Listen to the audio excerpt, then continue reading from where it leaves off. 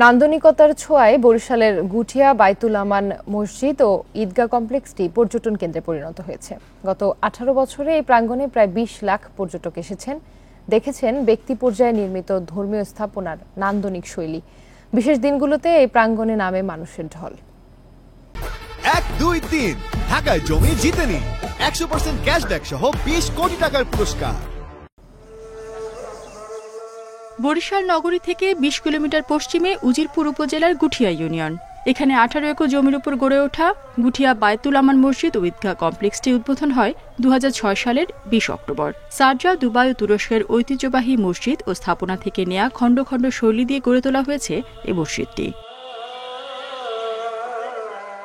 বিশাল এই মসজিদের ভেতরে 1400 এবং বাইরে 5000-এর বেশি মুসল্লি একসাথে নামাজ আদায় করতে পারেন।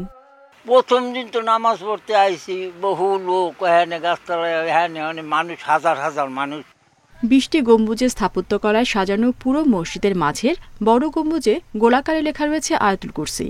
ভেতরে 4 করে 4 গম্বুজে শোভা পাচ্ছে কুরআনের বিভিন্ন আয়াতের ক্যালিগ্রাফি। মসজিদে অনেক দূর দূরান্ত থেকে প্রত্যেক দিনই লোক আসে, নামাজ পড়ে, ঘোরার জন্য আসে। খুব মনোরম পরিবেশ। বিভিন্ন জায়গার মাটি আছে, মুজদালিফার মাটি আছে, কাবা শরীফের মাটি আছে, আরাফাত ময়দানের মাটি আছে, আরো অন্য অন্য জায়গার মাটি আছে। মসজিদ ও ঈদগাহ প্রাঙ্গণ জুড়ে আছে এতিমখানা, হাফিজে মাদ্রাসা, ফুলের নার্সারি, বাগান, কবরস্থান, হেলিপ্যাড, পুকুর ও গাড়ি পার্কিং করার ব্যবস্থা। দৃষ্টিনন্দন স্থাপনা দেখতে প্রতিদিন ভিড় করেন পর্যটকরা। নির্মাণ শৈলীটা অসম্ভব সুন্দর, খুব চমৎকার, এক্সিলেন্ট। আমার মনে হয় উনি নিজের মাধুরী, মনের মতো মাধুরী মিশিয়ে মসজিদটা নির্মাণ করেছেন। আমি ইউটিউব থেকে এটা দেখেছি আগে থেকে, তো আমি আমার আব্বু আম্মুকে বলছি যে এটা আমাকে দেখাইতে হবে, ওটার কারণে এখানে আসা। গম্বুজের ভেতরে ঝাড়বাতি সহ প্রাঙ্গণ জুড়ে বসানো 1400 বাতিতে রাতে এ মসজিদের সৌন্দর্য বেড়ে যায় বহুগুণ।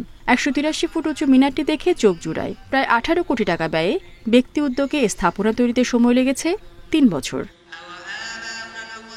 Independent news.